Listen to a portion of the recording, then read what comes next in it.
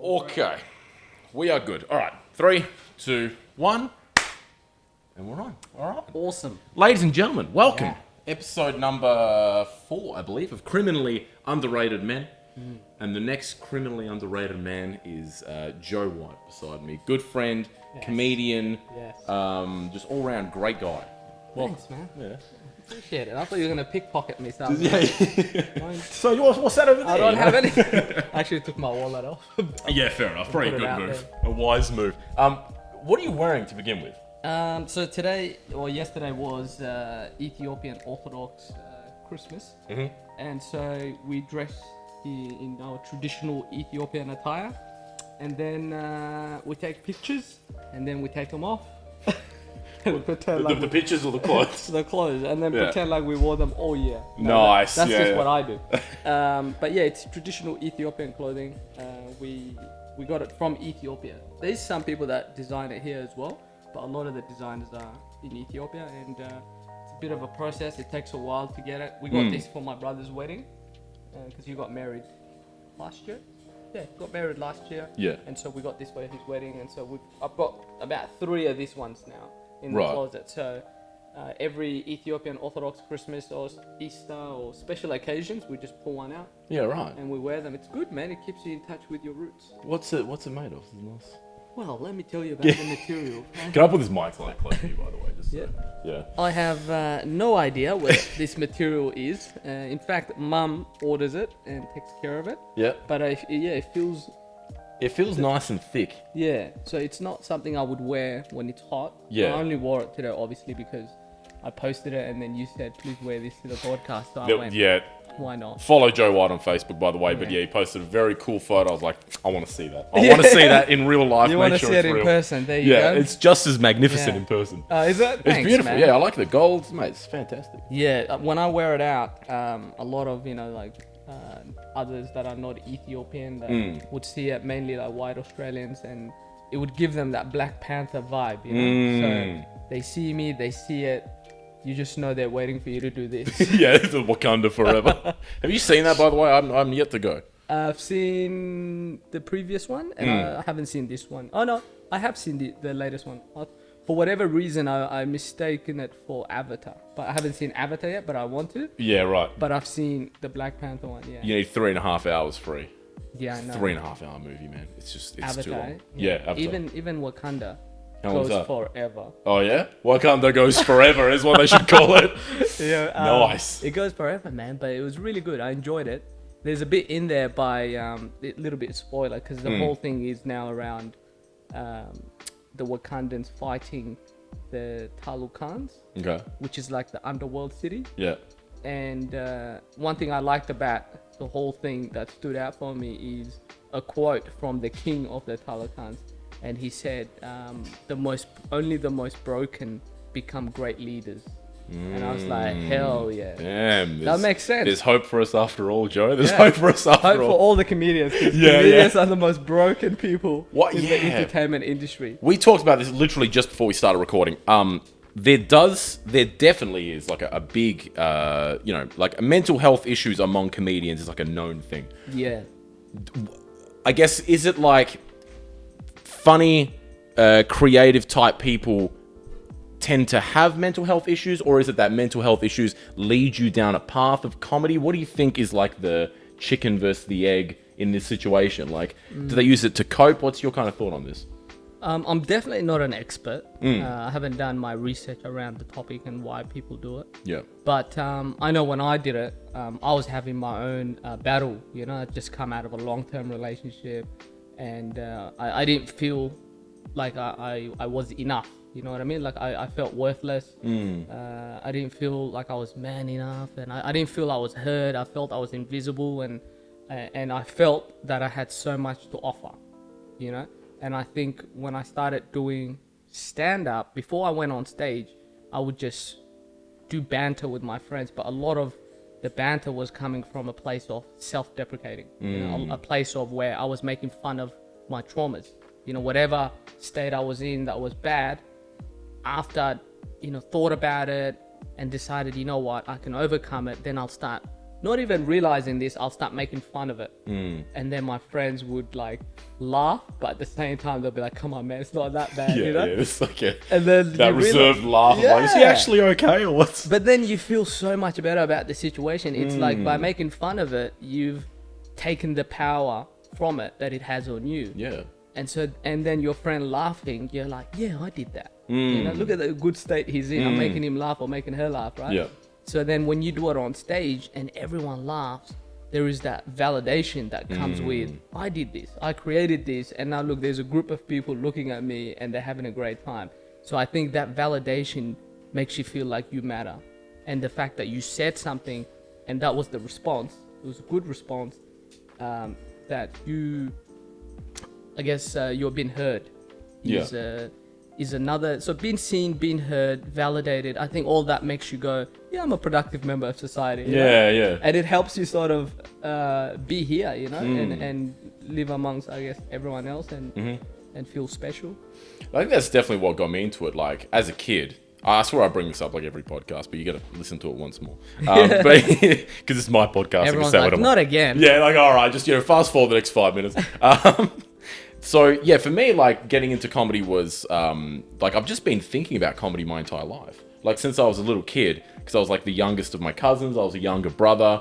I always found that to get attention and to get validation was, like, I needed to be funny. Because, when you're little and everyone else is older, they don't really care what you have to say. You know what I mean? Like, you say things and people are ignoring you. Yeah. But I found that if I said something funny, then they'd kind of turn around and I'd get their attention. And then I started to like really think. I was like, okay, that worked, that didn't. I said that and no one laughed. Why did that work? And I just kept doing that. And then I literally have been thinking literally like a comedian since I was like fucking 5-6 years old. Jeez, mate. Straight up. Yeah. And then I learned, okay, quality over quantity. Don't say too much. Yeah. So I remember I was like, just like saying, I'd say a joke, they'd laugh. Say a joke, they'd laugh. Say a third one, they wouldn't. Say a fourth one, trying to win them back. I'm like trying to win back the crowd in my daily life. This is how I was thinking from a young age. This explains why your first 5 minutes would have been solid, because you've been working on it for like pretty much, yeah. My first 5 minutes was when I was 18. It was like, for me, comedy was like a bucket list thing to 18. Go do stand-up. 18, yeah. Wow. I went on at Shapiro's. Look at you now. I know, now I'm in a shed with dust dropping everywhere. I've truly made it, yeah. I was 18, did it because it was like a bucket list thing. I was terrified. I was so scared before I went on stage. I don't know how you were the first time you did stand-up, but especially when you're 18, like you've just come out of high school, you're timid. No matter what situation you're in, you just, So I was like backstage, just like freaking out. I was so scared. And then they called my name and I was like, all right, here goes nothing. Yeah. Went up there and did it. And it didn't go as bad as I thought. You know? Yeah, I didn't like bomb like I did. Like everyone was obviously, they knew it was my first time, so they were generous. Yeah. But I didn't bomb. I did okay. So you did it because it was in a bucket list? Pretty much. Things you wanted to do? It was like... At 18, yes. On your bucket list was to get up in front of strangers and make them laugh. Try and make them laugh, yeah. Dude. Because I was like, that's I know hectic, and that's brave, man. That's why I did it, man. I knew that it was like terrifying. I knew it was like super scary. But I had a feeling that I was a funny guy. I can make jokes, but I was so scared of doing this, and I was like, I've got to do it. I've got to try. Like that at 18? I don't know, man. At 18, I was just like, screw the world, I'm better than everyone. yeah. I don't need validation, I'm good, Now, my second set, I bombed. So, you start on a high and then... And then you crashed? Yeah. Man, like, see, you went and did it purely because it was in your bucket list, and you believed you had something, and you wanted to go and tick the bucket list. Pretty much, yeah. Which is incredible and brave. I only did it because a psychic lady told me that I was going to do well at it. Really? And so I went, okay, well, and she was very convincing in telling me that I was going to do well at it and to try it, and that if I didn't, I was going to have a lot of regrets in my life. Wow. So I was like, okay, well, let me try this thing on stage then, and I went with my 5 minutes, and I was definitely shitting my pants. I was so scared. My heart rate was racing, my shirt was moving, so I felt like I had to hold onto my heart because I felt like it was going to come out of my chest, right? Damn. So that's how nervous I was. And mine was at Shapiro's as well. But in the back of my mind, I'm like, man, the psychic lady, psychic, I've never been to a psychic before. That was my first time, right? But the way she sold it to me, I thought, man, this lady came across like, she knew something that I didn't know, and people know that psychics if you believe in a psychic, people say that they have, you know, a third eye. They can see things that we can't see and can feel things we can't feel because they're more awake to it. And so, you know, with that in mind, and her convincing me that I was going to do well if I just gave it a shot. And at the time I was, you know, in banking as a business home lending manager. So it's completely different world to comedy. And so getting up on stage, I was shitting my pants, but at the same time, I'm like, maybe she's onto it. Everything she said would be amazing if it was true. You know, I do make my friends and family laugh. I should give it a shot. All this battle backstage, right? And then you hear, please give it up for Joe Halu. It was Joe Halu at the time. It wasn't Joe White. Yeah. And then I came on stage, and it was amazing. I think I got like 3 applause break in my first 5 minutes. And the feeling that I felt, I was obviously cool, calm, collected on stage. Like, yeah, I knew this was gonna go well. Yeah. Thank you very much. You're gonna play the character. I'll be here next week. I'm sure. You know, I'll be doing arenas. Thank you. I'll have that See what mindset, RSC arena. But then, as soon as I got off, and you know, I was in the car driving home, and I just had a breakdown, and I was like, oh my god, you know, like the feeling that I felt when I was on stage. You know, the way the crowd accepted me, the way they laughed and clapped, and I'm looking at them and I'm telling them my traumas on stage, but with punchlines, you know, because I'm over whatever I was sharing, I was over it. Yeah. And I was just making fun of it now, you know. And so to see the looks on their face, I was like, yeah, I felt alive. I felt renewed, you know. That's awesome. Yeah. So It is, and a good set will do that. Like, and that's set. that's the kind of extreme life that a comedian lives, where it's like the highs are unbelievable. It's like you remember every unbelievably good gig you've done. Yeah. But then you've got to balance that out with, you're going to have lows. Like, there's going to be sets that bomb, or you're just going to have like just a bad response or something. Yeah, I've had those gigs as well. I remember I did a gig in Adelaide. I had no business doing this gig, I'll be honest with you, because Why is that? because it was a jazz show. Oh. Right? But the guy that was running it had a comedy show upstairs, and I was part of that lineup. And then he said, why don't you come down and just do a quick 10-minute set, warm the crowd up before the jazz show begins. I was like, all right. And all the audience were like 70 and above. Yeah. They all looked like they had maybe 4 trust funds, boats, you know. And here I am going, let me tell you about my mom. Yeah. Right? And I'm doing 10 minutes of like my best stuff. Yeah. Just bombing, just eating a bag of shit, just bombing. How long ago was this? Probably in 2017, I would like to say. Oh, so that was early on. Yeah, early on. I was going to say, I don't see you bombing anytime No, soon, man. Yeah, I've changed now. But Yeah. I was just bombing, man. And then when I get nervous, I smile. So I had this big smile on my face while I was bombing. And Sweating and crying but smiling at the same time. you could hear, like, this same look now is what I had on my face. Yeah. You could hear people going, oh my God, his poor mother. Oh, really? Yeah, but one lady in the front, she was just like banging her thigh and just laughing. Her head was going back. She was loving me. I love that. Yeah, and I was just like, thank God you're here, you know. Because she was in the front as well, so that made it like even more, because she was right there. It was just me and her having a moment. Just ignore the crowd at that point. Just having a conversation with her. Yeah. Sorry, you may put this a little bit lower so I can see your beautiful face. Yeah. There we go. So was that the worst gig you've done?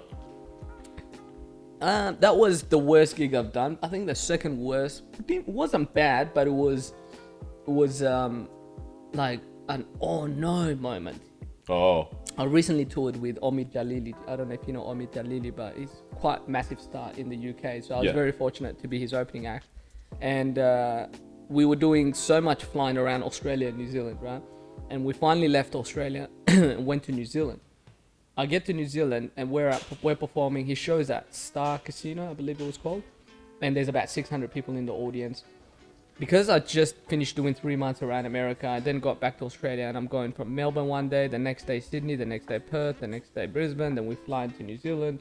So I'm in Auckland, and for whatever reason, I must have been jet lagged. I forgot that I had left Australia. So I'm opening act to this 600 crowd, right? And you know the rivalry between Australia and New Zealand. Oh no. And I'm going, it's like, hello Sydney. Yeah. No, I'm just like, oh, it's just so good to be here in Australia. It's amazing, you know, me and my family, we migrated here like over 20 years and we love it. You know, what's your name, sir?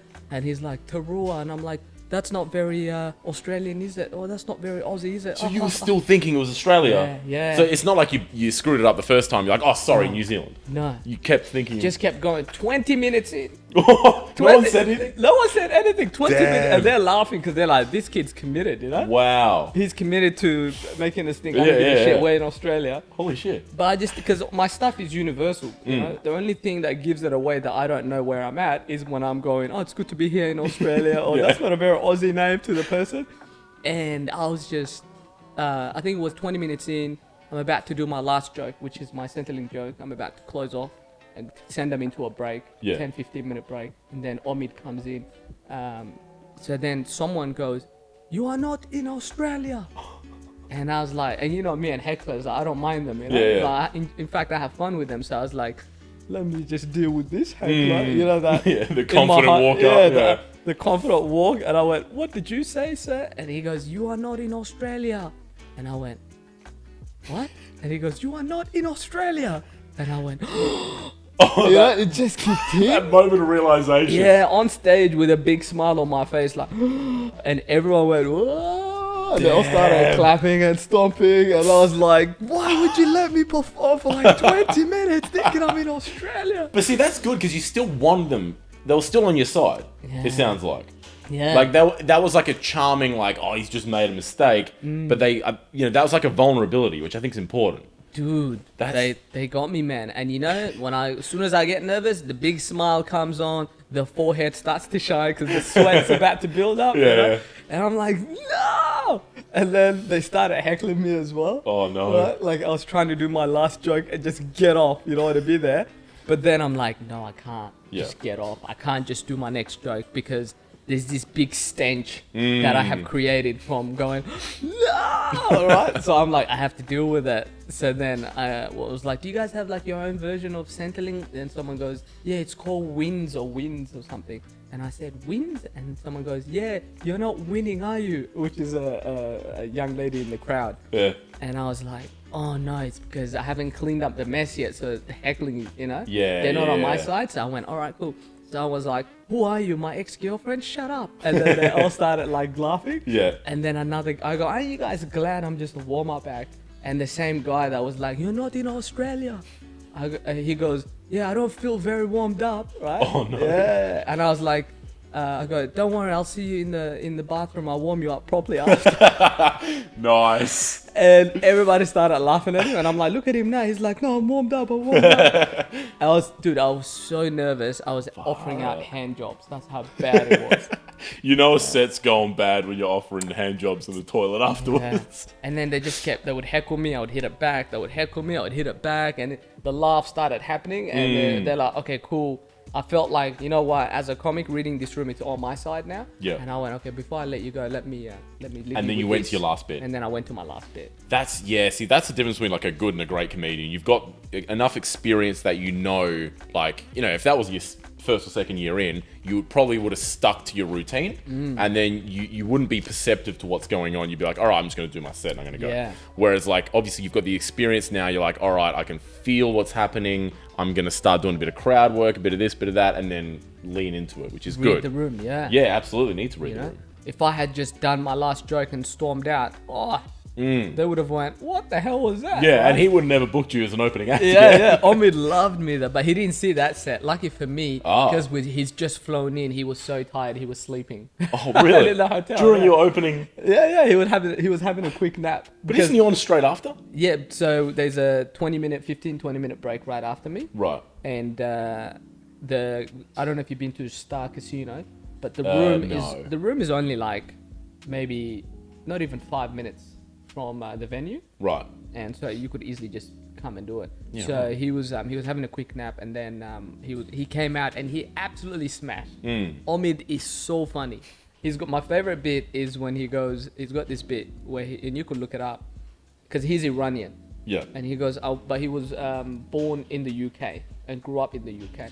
So I always tell people to hit this joke when they're like, who's Omid? I go, he goes, I went to America, but the guy looked at my passport and he goes, sir, it says here that you're Iranian. And he goes, yes. And he's got a bit of posh accent when he talks Omid. He goes, yes, ethnically I'm Iranian, but I was born and raised in the UK. So that makes me Ukrainian. Very relevant now as well. How good is it? That's good. I was like that. oh, that's such a... His thought process is incredible, man. That's a clever joke. It's a cool little, Yeah, and when you watch him perform, amazing. just smooth, eh? So you, But he's pretty big, so... yeah. He was in The Mummy, he performs for the royal really? family, yeah. Performs for the royal family. Yeah, he's Man, that'd be a performed, hard, several times at the Royal Variety Show and all that. that would be a hard gig to do. Not for him. Man, If you look up Omid Jalili performing for the royal variety for the royal family, smashes every set. Really? Smashes. Oh, that'd be a high pressure audience, man. Oh, he even roasts his Prince Charles at one of them. Oh no. Like, you're always here. Go do something else. Yeah. Yeah. Which one's Charles? That's the Queen's husband? Did he die? Charles. I get confused with the royals. Which one's which? You know? No, Charles is the Camilla is his wife. Yes. Yeah. Oh no. Okay, that was Lady Di's husband. Yes. Princess Di's husband. Yes. Yeah. Okay. They're all The Queen's blend husband together. was Philip. Yes. He died. And he died like a year before she did or something. Like last year or something. Yeah. Yeah, I think Louis Spears was doing a bit on stage about the royal family, and then someone goes, "Oh, Prince Philip just died." So he was on stage while the king really? died. Yeah. Oh, while it was like almost While he live was doing happening. a bit about the royal Oh family. damn. And so. I mean, that's just bad luck. What are you gonna? This is That's bad just- timing. well, is it bad timing then? Or it's or it Because was. he went viral. He got publicity all over the world. for Damn. it. Do you know I was I used to work at Channel 9 and I found out that what they do, I made a video, maybe you saw it, but it's an interesting point. They when they know that a royal or a famous figure, an old famous figure, when they get to a certain age, they know that this person's obviously going to die at some point. They make like they'll do like a story that night. It'll be like, oh, remembering Prince Philip or remembering the Queen Elizabeth, whatever. But they want to beat all the other networks, right? So what they do is that, when someone gets a bit older, they preempt. They know they're going to die at some point. So they make this package ages in advance. Wow. So they made like the Queen's like 20 years ago. 20 years Like ago? ages ago, yeah. And they've just been waiting for it to happen so that on the day they can, yes, we'll be the first one. And then they release it. Wow. So it looks like they did it that day. Paddy, that's the evil side of the entertainment industry. Bro, yeah. Well, that's kind of smart. Cause Evil genius. it is the evil genius, yeah. Because it's like, so you wonder, yeah, exactly. Who else are they Come expecting? on. Did she trip? Did she- fell? yeah. Is she dead? They just had to like predict That's ways in evil, which right? she died. Yeah. Every time she coughs, they're like, well, Yeah, Get ready. They got a big red button there. Any minute now, come on. the Queen's in hospital. Everyone's on standby. Release the Kraken. Oh, dude, there'd be at least one person in the control room just like rooting for it. Like, come on, come on, come on. Yeah. You reckon they take bets on that? Or? Oh, I reckon for sure. There'd be TAD Yeah. bets on like Oh, what yeah. age you think the royal family would die. Man, you and can all bet that. on anything. There's ridiculous things you can bet on. So evil. I didn't realize you can actually sports bet like who's going to become president or prime minister. But even more specific than that, yeah. Gambling's a big problem. I don't like gambling. You gamble? Man, I used to. Yeah? But then one time when I was like in my early 20s, you'd be clubbing in the casino, like Burswood Casino, and then after clubs, your mate will go, hey, let's put $20 on roulette, see how it goes. And Yeah. you're like, drunk, You put $20 on roulette and you win like fucking $300-400, right? Then you're like, yeah, this is amazing. We had a night on the couch. Yeah. You go home. And then next time you're back clubbing again, you're like, oh, you remember that time we did, and then you remember the satisfaction and the reward from how that it gets you. behavior. That's how it and you're gets like, you. let's do it. And then you put on another $20. And sometimes like you win maybe $100 this time, but you're like, still a win. Yeah. Then you come back again. And next thing you know, you're like, it's 12 p.m. on a Monday. Why am I driving to the casino? It's just me and a bunch of old ladies on a Tuesday morning at the cast. That's when you go, Yeah. I can't come back here anymore. I think I'm developing something, Man, I know a guy who banned himself from the casino. You can do that. You can literally just be like, hey, by the way, don't let me in. But Take a photo of me and ban me. But that means you've gotten to a certain stage Yes. where it's pretty bad. Yeah, for I sure. think you should stop. That's a smart thing. That was my situation. I found myself 12 p.m. on a Monday driving to the cast because I wanted to make like $300. So you were pretty hooked. Well, I assume so, but I didn't lose any. I was just like gambling on, like when I'd go out clubbing, Yeah. at the casino with my mates, and then afterwards we'd go place a bet and we'd win, right? Yeah, right. And then we just kept doing that. After every time we finished clubbing, we'd go, oh yeah, casino. We'd be in Northbridge, finish clubbing, go casino. You know? Not on the way at all. Yeah, and then all of a sudden now it's like, oh, it's not the weekend, it's Monday, 12 p.m., but I need $300. I'm just gonna drive to the casino with this $50 that I have, you know. And so then you're driving there, and then you're like, I think I'm developing something. Yeah, you know? this might be a problem. Yeah, and then you're like, why is the sun You're up? calling in sick to work. Damn, that's wow. Your mate's like, where are you? And you're like, Where you at? Yeah. I can't tell you. Your boss is like, Joe, those reports are due. What are you doing? I'm just doing a U-turn. We've got a board meeting. Yeah, so I stop myself before I get addicted to anything, to be honest, if it's bad. Yeah. That's good. Yeah. Comedy is the only thing I've allowed myself to be addicted to. Yeah, but that's productive. 100%. Yeah, I love like it. there's I think you can get addicted to a lot of things, but there's productive and unproductive addictions. Yeah. You know, one of them is going to lead you down a very destructive path, and you're going to lose overall. It's amazing that you won so many times at the casino. Yeah. I always lose. So for me, it's like, what is even the point? Dude, I think now when I'm at a casino with mates, you know, I do place a bet here and there, but it's just like alcohol, you know, like when I used to go out clubbing, I used to drink alcohol, right? I used to get drunk with my mates.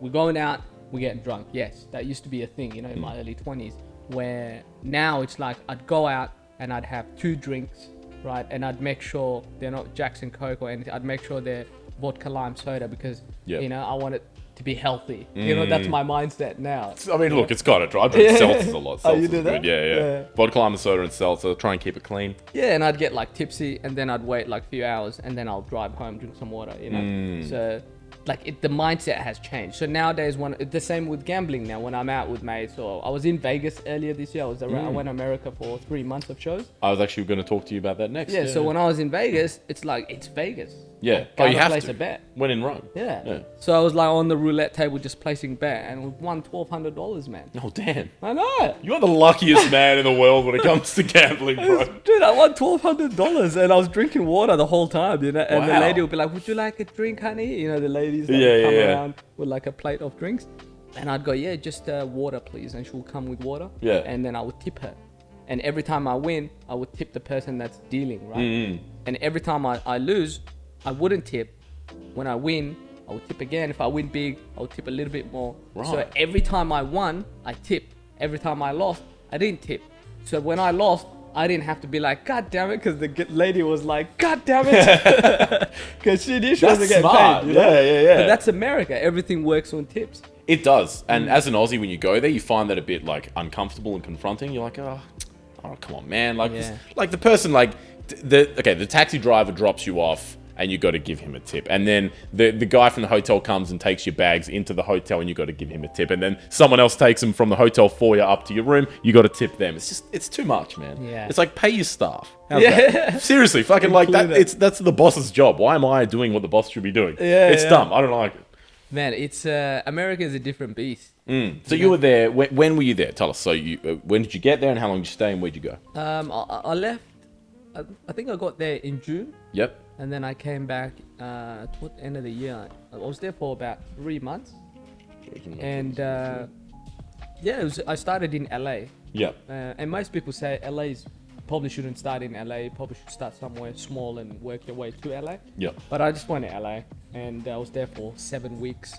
And LA it's just amazing, and at the same time like scary. Mainly because you get to like see the poverty, the level of hardship. Did you go to Skid Row? Yeah, I did. Crazy, hey? Yeah. It's amazing. If you've never been, it's like a full, like a 1 kilometer stretch, maybe, it felt like, of just like tent city, like straight up, like homeless, serious poverty along this one strip of road there. Yeah. And it's very different to what you think when you hear of LA, you know? Yeah. I think we've got like an outdated model of what LA is, and California. It's like, oh my God, it's like this glitzy, beautiful, glamorous place. Yeah. And it's like, for 700 people, that's like that. Yeah. And then for everyone else, it's pretty fucked. One of my mates, who I met when I was in DC, Martin Amini, he's got this bit where he says, LA is good if you have money, but if you don't have money, LA hates you. Right? Yeah. If you don't have money, like no one, people know, and people are like, ugh, I'm trying to survive here, get away from me, right? But if you have money, obviously LA is amazing. But yeah, just seeing not even at Skid Row. Like if you're just randomly walking on the street, you would see homeless people. You would see people living in tents. Like even I was staying 5 minutes away from the Hollywood Walk of Fame, right, where the stars are. Yeah. And then just outside the apartment building, there is like a tent. Someone living in a tent, and every day this tent, every week this tent just kept getting bigger and bigger and bigger. You know, and so all this stuff around it. Yeah, and the stench would start. You can smell it. Yeah. But the point is, there's just homeless people in every corner. When I was like, every corner I went to, I would find a homeless person. And you can't give money to one person because you got to give money to everyone else, and there's so many. And then if you do so, it's a proof that you have money, and so people will rob you. And in America, they don't play around. You know, you could get guns. shot in the process. Yeah. But just seeing the number of homeless people was very overwhelming. I didn't leave my apartment the first night I got there because I was just like, yeah, no, this doesn't feel safe. Yeah. I even called my mate who let me stay in his apartment, and I was like, hey, there's a homeless person in a tent downstairs. Should I call like the police? Yeah. And he goes, no, welcome to LA. Yeah, right. And then like 7 weeks later, I was like, oh, this is LA. Yeah. You know? You were there for 7 weeks. Yeah, I was there in LA for 7 weeks. Was the plan just, I'm going to go there, I'm a comedian, I will just find gigs, I'll be fine? Like, I'm just going to see how many I can do? Or did you pre-plan? Did you book spots and stuff?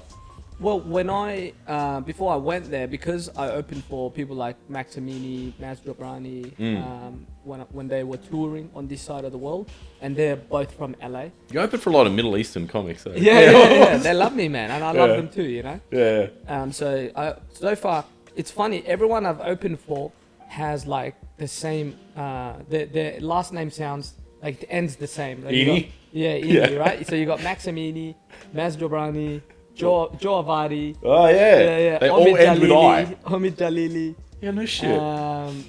So it's just... How does that happen? I don't know. That's your filter. When I worked it out, I was like, holy smokes. yeah, there's a pattern here. So Max was like, come to LA. If you do come, let me know. Same with Maz. You know, they're like, if you come to LA, let us know. And so I was like, oh, I'll just go to LA and I'll let them know I'm there and I'll do some gigs. Yeah, you know? right. And they're big boys, so they won't put me in an open mic or anything like that. So when I got there, I hit up Maximini and I said, hey, I'm in LA. And he was like, yeah, come to the Laugh Factory. And I went, and he introduced me to a few people there. I met Ruben Paul, who's amazing African-American comic. Sounds familiar, yeah. Yeah, he's on Instagram and stuff. And he tours with a couple of the big acts. I forgot one of their names. But yeah, he was very lovely, very welcoming. I met his buddy, Jesse, and they both run a show called Ruby Tuesdays. Yeah. And yeah, the Laugh Factory and all the acts are big timers. And yeah, Ruben, he met me through Maximini, and then he asked me to come and do a spot at his show, 5-minute spot, which I did. It was amazing. And then he asked me to come back and do a longer spot, but we just couldn't make it work. And then I met Amir K that night as well at the Laugh Factory, and Amir K is lovely. I met him that night, and online through a mate of mine, Nima Naz. And Amir K asked me to do a spot at his show at the Improv, so I did that. So within like the first 2 weeks, I just had this amazing time in LA. I'm like, LA is incredible. Yeah. And then you step outside the clubs and you go, oh no, LA is scary. Yeah. There's the in club versus out club, hey. Yeah, but it's just the number of like stars in the green room is hectic. I'm like, yeah, wow. you would have met some big names. Yeah, like the highlight for me, and I don't get starstruck easy, right? But when I was in Adelaide before I went for America, me and Emo had to isolate for like 10 days. Yeah. And so we're like, yeah, we're going to do some work. It's going to be amazing. Next thing you know, we're just having some drinks and watching Netflix. Yeah. And we're watching Earthquake on Netflix. I don't know if you watched him yet. No. So he's got a special called Legendary, and it's just that. Yeah. It's bloody legendary. It's amazing. So funny. You know, just we love that Def Jam comedy style. And he was that. It was incredible. So I'm in the green room. Sorry, I'm at the Laugh Factory watching. And then they're like, give it up for your MC, Earthquake. And then Earthquake comes out, and I was like, ah! Yeah, right. Starstruck moment. Yeah, and it was incredible. And then afterwards, I was trying to get, I was like, I have to say something. I have to get a picture, or no one's going to believe this. It's like, Emo's not going to believe this. Yeah. So I went up to him like, excuse me, Mr. Earthquake. And it's hard because you're a fellow comedian. my You want to play it God. cool as well. Like, you don't want to be Yeah. like a fanboy, you know? Oh man, I was fanning hard. Mr. Earthquake. I'm like, what a loser. Why did you Mr. just say, excuse me, sir? I was like, excuse me, Mr. Earthquake. Huge fan. Me and my buddy, we watch your special. Can I please take a picture with you? He's like, yeah, all right, let's do it. And so we did that. Selfies. I did that. Yeah.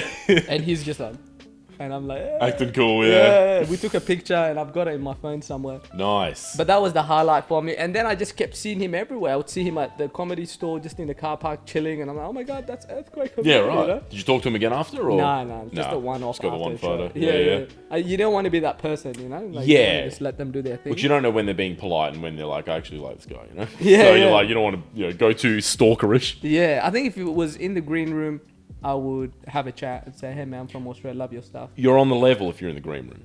Not necessarily, yeah. I would No, say I'm not, so. yeah, precisely. Yeah. But I mean, you're not like, you're just an audience member. Yeah. Because there would definitely be that, like, you're a colleague at that point. Yes. Yeah. Yes. So And I there'd be a think- bit more respect. Yeah, that gives you a bit more opportunity to have a conversation with the Yes. person, you know? Yeah, yeah. But like Khalid Kalapalla, he went to America as well.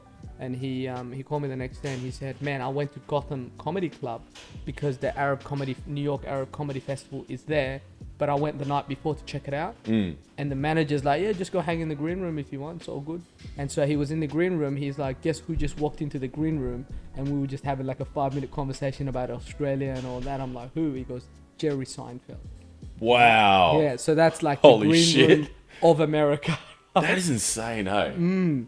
So I'm like, really? He's like, yeah, dude, we just talked about Australia. And then I said, I'll let him get into his space because he was going to perform. Yeah. But, you know, if he saw Jerry Seinfeld out on the streets, I'm sure Khalid will not be like, hey, man, how are you? You know, Yeah, blah, yeah, blah, blah. exactly, And then a yeah. 5-minute conversation will take place. I don't think so. Yeah. But when you're in the green room, it's... Yeah, you're a bit more level. Yeah. Yeah. So I That's was crazy, hey? Yeah, so I was in the green room with obviously my buddies like Max Amini and stuff. But yeah, it was just interesting to watch all these big stars, man. The green rooms, like Chris D'Elia was always at the Laugh Factory. Yeah, right. Hilarious in person. Yeah?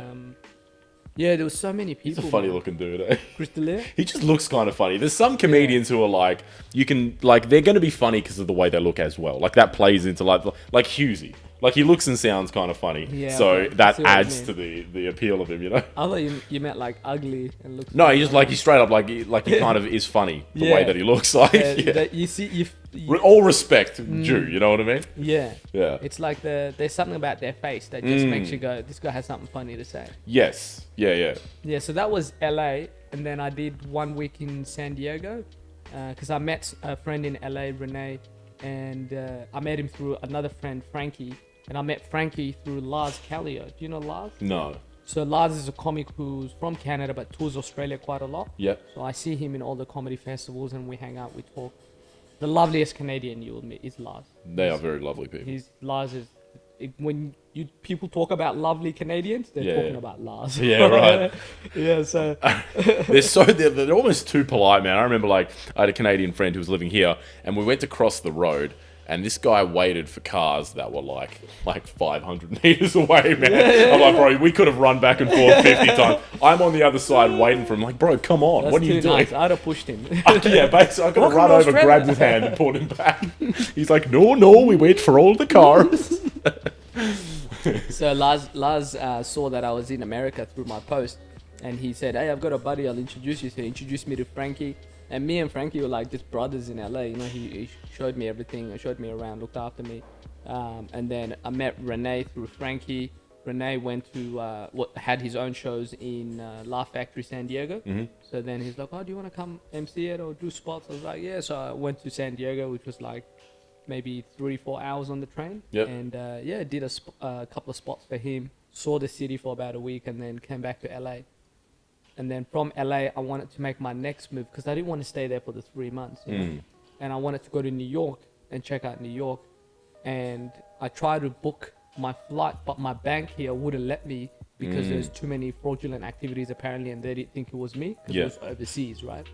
And so I tried the same transaction right then and there on a bus trip or another form of transport, and it was bus option.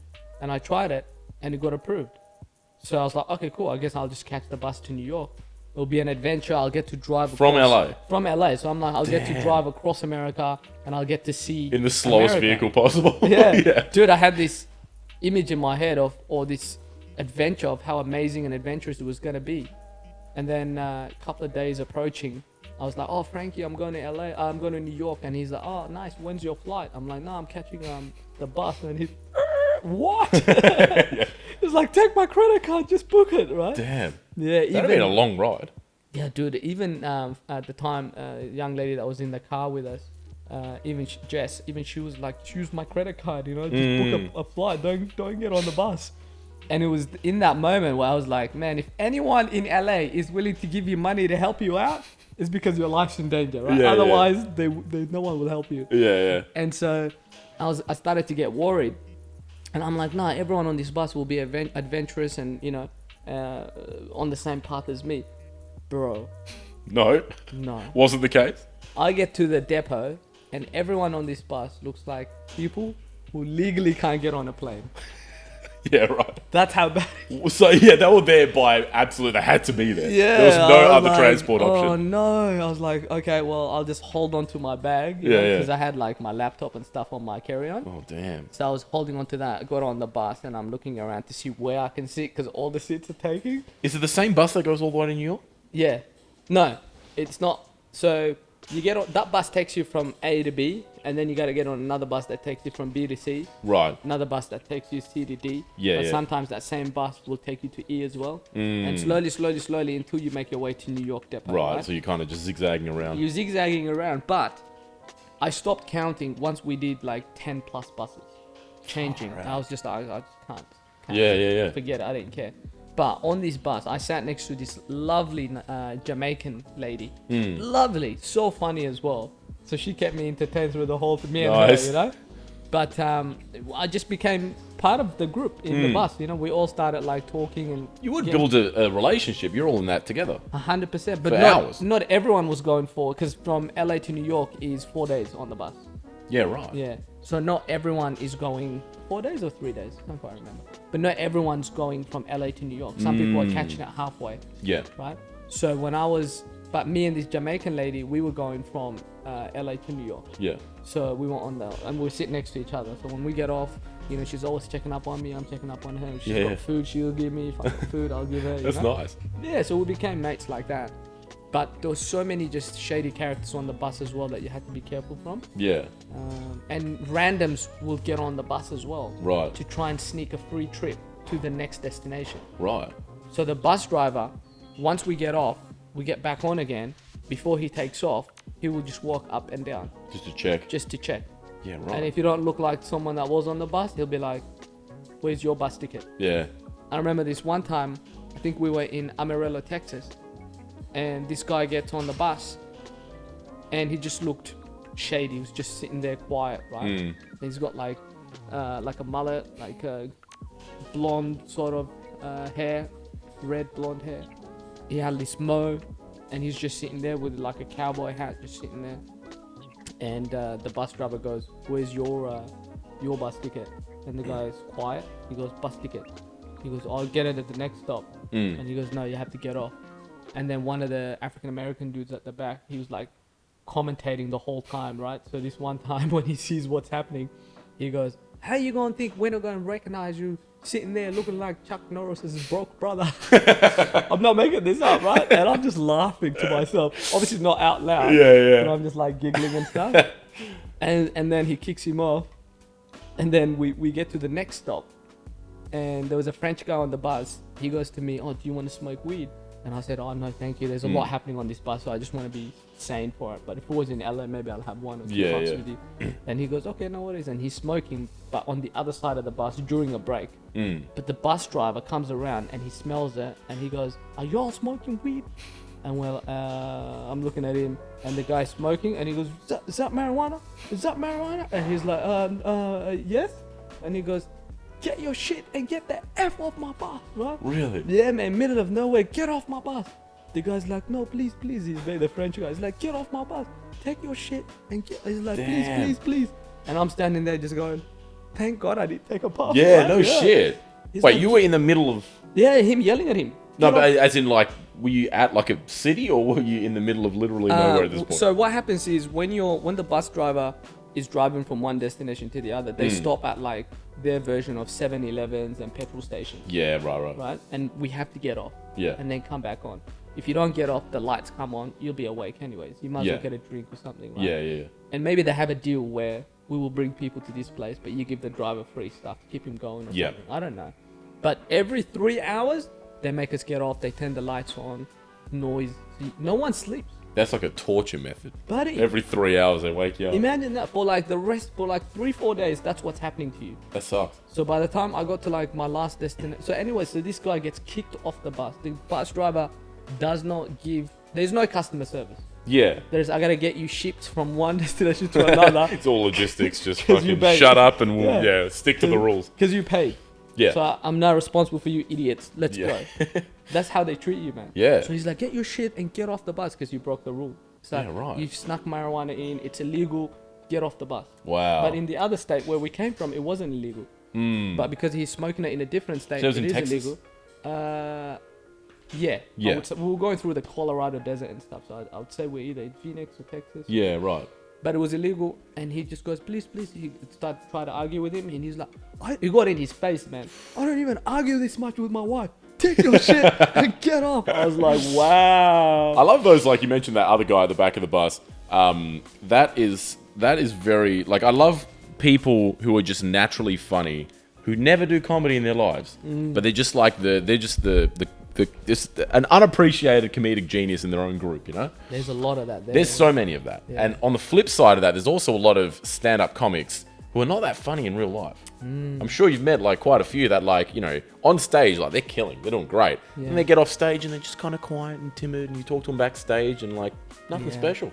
Yeah, Isn't that interesting? I feel let down by that. I'm like, false advertising, buddy. Yeah, legit. Yeah, that's how I feel as well. Like, come on, you're so funny, you know? Yeah, but then you think must be a mental thing, like a mental health thing. It could you be. know? Like, yeah. When Like, someone's very anxious and nervous off stage, but then when they're on stage, there's so much adrenaline rushing, and you're like, I gotta perform, and it's like, well, it forces you into the present. That's why I really like stand-up as well. Is that, like, you can't think about anything else. Like, it's like you are, whatever happened today, whatever you're stressed about, if you're anxious, nothing matters when you're on stage and all the lights are on you and everyone's watching. It's like you are in that moment. Yeah, okay. And that's awesome. Like, love that's a that. real nice feeling. I like that's the feeling that I have been feeling, with comedy, but I've never thought of it that way. And I think that's very, very accurate. It forces you to be in the present. 100%, man. Well, honestly, like, as humans, that's kind of all we're looking for, is to feel present. And because presence is aliveness, you're trying to feel here and now. Yeah. Problem is, our brain is developed in such a way that we develop thought, which is great. A lot of animals don't have it. In fact, all animals don't have it. Yeah. But we just tend to ruminate and loop over and over and over and over all our thoughts, like, you know, constantly thinking of problems and trying to anticipate things and, you know, thinking about something that happened in the past. So, you know, people will find ways to get in the present, you know. For a lot of people, that's drinking, you know, for a lot of smoking, or, you know, some people do extreme sports. You know, if you're skydiving, you're in the present. If you're surfing, you're in the present. Some people meditate. So I think everyone has their own kind of path to the present. And yeah, I think comedy is definitely one of ours. Yeah, and you know, I read somewhere that if you want to feel present and you're not performing, you know, like right now we're not performing, but if we want to be present in the room, it's like use your 5 senses or something. Yes. You know, and just focus on them. Yeah, That's how you can be present in whatever it is that you're doing. 100%. And that's literally the key to happiness. The more time you can spend present, the happier you are. Yeah. Okay, I've gone quite off topic. I was going to ask you something. Yes. Okay. How did you find American audiences versus Australian audiences? Because going over there, as an Aussie, I feel like you'd be like, well, are they going to get all the references? Are they going to be like culture differences? How did you find their audiences versus ours? And how did you adapt? Yeah, pretty good. Their audiences is pretty good. I think we're very watered down here. Our material is not as sharp and hardcore as American comedians' material. How do you mean, like? When we do vulgar here, we're not as committed and hard. They're very vulgar. There, When because I watch some comedians like doing bits that are very vulgar, and then I'm just like, Yeah, that would that's too much for Australian audiences, you know. We're very chilled out, man. We're Yeah. just chilled out people over here. But then same in every aspect when people talk about their observation, it's much more hard hitting there than it is over here. Over there, when people talk about racial issues, the way they go in, it's like much hard hitting than the way we talk about racial issues here. And you know that your audience in a way molds the type of performer you become, you know, in a way, maybe not in a huge kind of way, but in a way, if you're constantly bombing in front of the audience and you're trying to work out why, and you're trying to write in a way you think it would work for them, before you know it, they've molded you into what you are, you know, so you got to be careful, I guess, in that aspect. But in America, the audience, like, they love, the more like hardcore and not watered down your material is, the more they're like, oh yeah, Really? they remember you and they like it. A lot of my material that worked over there is the material about myself, my family, my mom, and the whole coming from where we've come from to transitioning into the Western way of life, and my observation of America. I think that's what they loved over there. And when you write, so when you go into a different area and you write, and me and Ivan Aristogeta were talking about this, and he was saying how, and it makes perfect sense, when you go into a new area, don't make fun of their values because they won't enjoy that. So if you stay away from making fun of their values, if you use local references, they will love you. Yeah. Right? So I was like, okay, cool. Well, I'm in America, local references. You know, how do I not make fun of their values, but do local references? So I started my set with, I'm from Australia, I'm Ethiopian. You know, Ethiopia is not in Australia, but it's in Africa. It's not a continent. You know, it's like Ethiopia is a country within Africa. You and need Africa to explain is this a to American continent. audiences, man. Their So I had to- geography is among the worst in the world. So I had to explain that to them. Where is Africa? I had to explain that, and I said, which is why I sound like this, but look like this. But in Australia, we don't understand why Americans love guns so much. You know, we don't understand. And they're like, oh, these guys, you know, Yeah, they bloody. get tense at that, hey? Yeah, because it's like that's their values. Their Second Amendment is Freedom, their man. right. You know, Yeah. and so I start with, and you guys quiet when I'm like, I don't understand why you need so much guns. It makes no sense to me.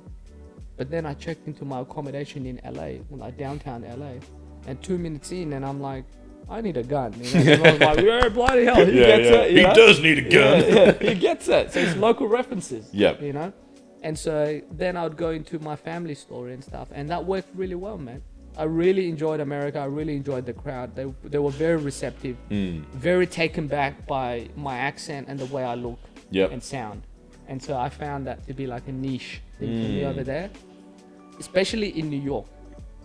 In New York, I was performing at Harlem Nights, which is a comedy club in Harlem, and the audience was all African American, except maybe for two white ladies. But I was looking at this crowd, and I was just like, this is not my crowd. I'm going to bomb. I was so nervous, man. I'm like, I'm going to bomb. I was telling my buddy, I'm going to bomb. This is not my crowd. Why did you think that? Because in Australia, who's our crowd? It's all white Australians. That is true. I don't see any black people in the audience. No, not often. So my crowd is white Australians, right? Like white people. And so I'm looking at this crowd, and I'm like, I'm going to bomb. This crowd's going to hate me. I'm not going to do well. And then my buddy is like, what are you talking about? He's African American. He's like, everyone here looks like, he made a great point. He's like, everyone looks like your mom, your auntie, your sister, your brother. That's who they are. Yeah. They're going to love you. And so he's like, think like that. And so I started thinking like that. Oh, there's my mom. There's my auntie. You know, there's my brother. They're going to love me, you know? I'm like, hey, family. Yeah. And I got up and I performed, and they loved me. Nice. You know? And I was like, okay, cool. So then I changed my attitude. But you see how your environment can mold you? Yeah, for sure. Yeah. So my environment here, the constantly being around white audiences and performing for white audiences, and I'm not complaining, I love my audiences in Australia, but my mindset, my audience was middle-aged white Australia. Yeah. So when I'm in America, when I see a room of, like I did a gig in New York, in Manhattan, at like a very prestige club called Friars Club. And Frank Sinatra used to be the president of that club before he died. Tracy Morgan is part of that club. And so I was performing that night, and I had to follow Mike Reese, who's the co-writer of The Simpsons. Oh, wow. Yeah.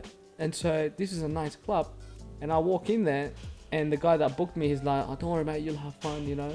It was myself and maybe 3 other black people, right? He was like, "You'll have fun," and I was like, "What are you talking about? This is my crowd. Yeah, yeah. Everyone's white. These are my people. Yeah. This is my people, right?" Yeah, right. And because I was molded into my Australian, like that's the environment in Australia. Yeah. That's how I was molded when I went there. And you're very clean as a comedian as well, and you're quite polished and like I remember, like you don't swear in your act, do you? Not really. No. And so you do a lot of you have, I don't know if you still do, but like a lot of corporate stuff, right? Yeah. Yeah, and that's like Jerry Seinfeld did. I don't know if that was like a deliberate decision, but it's like he was like so clean that he just made a killing because he would get so many gigs. Yeah. Because no one had to worry about him swearing or saying the wrong thing. It's just easy, clean, no worries. Yeah. But yeah, very, very polished, and so I feel like among that audience, they definitely love you. Yeah. So I mean, that night was great. Mike Reese, I had to follow Mike Reese, so he finished, he smashed, and then I was up next. My set went amazingly well. I crowd worked. Mike Reese's wife, Denise Reese, that was there into my set. We got on, he watched it. We got on like House on Fire afterwards. We were talking, and they were thinking about coming to WA on their, I think they're traveling around the world at the moment. Nice. And I was like, yeah, come to Perth and I'll show you around, and we exchanged details. Mike watched one of my bits about my mom, the joke that I do, and he's like, I reckon it'll be funnier if you do it this way and that way. And I added his instructions into the joke, right? And it works well. So that was an amazing moment. It's like that only happened because I left Perth and went to America on a quest to do comedy. Yeah. That the co-writer of a show that I grew up watching was like, you a Simpsons fan? Yeah. Nice. Yeah, I'm a Simpsons fan for sure. Damn. So it was an amazing experience. Yeah. And yeah, you would grow experiencing different audience and then just being around different comedians. I remember like when I was doing stand-up, I would be like, you'd play a show where you were the best comedian in the room and it would feel good, but you wouldn't learn anything, you know? And then I'd get put on like at the comedy lounge it was like at Creatures, you know, upstairs I had, Johnny was running something there. Yeah, so and then like I did that set and I was the worst comedian because it's like they're all pros and I was just 2-3 years in, but I liked it because it was like, oh, I need to get so much better, man. Like I'm at the bottom of the barrel now. It's like it gives you something to aim for, and you're around just very good performers. That's very true. Yeah, America's it's packed with very good performers, but it's also packed with terrible performance. Yeah, it probably would be. You know? Yeah. But it's just packed in general. It's like 400 million people there. Yeah, compared to us here. Yeah. I think LA or California has like 55 million people or something. That's crazy. And so like, that's more than our whole population. Yeah, Australia's got like 26 million people. It's double our population. So imagine the level of competition you're facing and how hard you have to hustle, how hard you have to write, how many times you have to perform just to be as good, if not better, than the next comic. Yeah. That's why America provide, they produce some of the best comedians in the world. Yeah. And also you can get up there almost every night, right? Like somewhere. Yes, but you don't want to. No, well maybe not every night, but you don't want to get up every night because you wouldn't have time. You would be writing stuff. That, but also like if you're beginning and you're getting up every night, sometimes you're just performing to comics. Yeah. Was it hard to fill rooms? It sounds like you went to some pretty good venues though. Oh yeah, I went to good venues. I did go check out their open mic scene as well. Yeah. And some of them just like, I'm not performing, man. It's all good. Yeah, right. Yeah, don't worry about it. Just give the next person the opportunity. Yeah. Like you're like, I want to perform, but not this desperate. It's all right. Yeah. But then I also went checked out the semi-pro, the pro night, and it was just amazing. I learned so much traveling around America, not just comedy-wise, but also just life lessons. You know. I came back very proud, as an African man, when I went to America and just seeing, the way like black people carried themselves, the way things were done there, and I was like, hell yeah, man, that's like, cool. I feel proud, And so when I came back, I'm like, yeah, like Wakanda forever. Yeah, we're going full circle. There we go. Yeah, so it felt good. Actually, yeah. Okay, speaking of that, then this is a good segue into the next topic. Tell us a bit about your story coming to Australia. How old you were? I know your mum's a massive influence. You talk about her a lot in comedy. Yeah. Tell us about your story coming to Australia and when that happened. I came in 1998. Right. I was 11 years old. I'm 36 now. So I've been here almost 30 years. Yeah, over 25 years, I'd say. And before we came as refugees. So we didn't come on a student visa or work visa. We came on a humanitarian visa as refugees. My mom and I'm one of six, so all my siblings. Wow. We came. Dad left the family when I was about probably 4 or 5 years old. We were all born in a refugee camp called Twawa in Sudan.